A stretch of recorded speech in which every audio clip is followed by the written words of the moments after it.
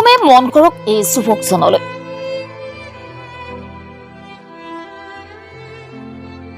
আপোনাৰ মোৰ নিচিনা দেখাত লাগিলেও যুৱকজনৰ কথা শুনিলে আচৰিত হ'ব আপুনিও।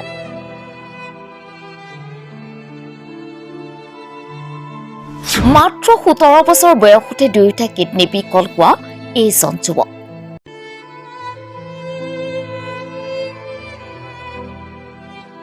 নওগাঁ জিলাৰ পাথৰী পাখিমুৰীয়া গাঁৱৰ 17 বছৰীয়া যুৱক আব্দুল পাতিনৰ পুত্ৰ মুস্তাফিজুৰ ৰহমানৰ আজি 2-3 বছৰ ধৰি কিডনী বিকল হৈ আছে।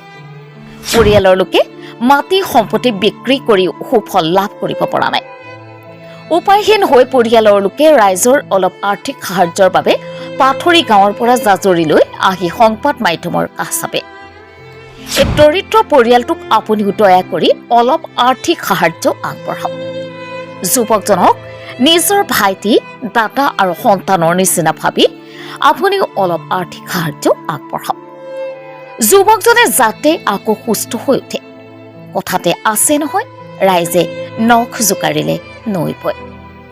আপুনি যদি অলপ আৰ্থিক সাহায্য আগবঢ়ায় তেন্তে ফোনপে, গুগল পে নম্বৰ 7099768898 অথবা account number 41260201015386 IFSC code UBI N054126 নম্বৰত সাহায্য আগবঢ়াব পাৰিব।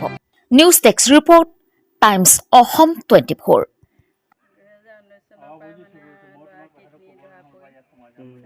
আমি বহুত চিকিৎসালয়ত নি চিকিৎসা কৰিছোঁ, কিন্তু এতিয়ালৈকে ল'ৰাটোক কোনো সুবিধা কৰিব পৰা নাই। আমাৰতো এতিয়া বহুত দুখৰ কথাই, মানে মাটি ভেটি মানে চব বেছি ল'ৰাটোৰ লগতে চব কৰিছোঁ। এতিয়া একো কৰিবলৈ উপায় নাই, মানে ডায়েলিচিছ যে কৰিম সেইটো উপায় নাইকিয়া হৈছে। সেইকাৰণে এতিয়া আপোনালোকৰ ওচৰতে মানে অকণ যদি সহায় সহযোগ কৰে নথৈ আনন্দিত। আপুনি এতিয়া কি আহ্বান জনাব চৰকাৰে? মানে এতিয়া ট্ৰেন্সপ্লেণ্টটো কৰিবলৈ ডক্টৰে কৈ আছে, সেইটো কাৰণে যদি সহায় কৰে চৰকাৰে, আমি নথৈ আনন্দিত।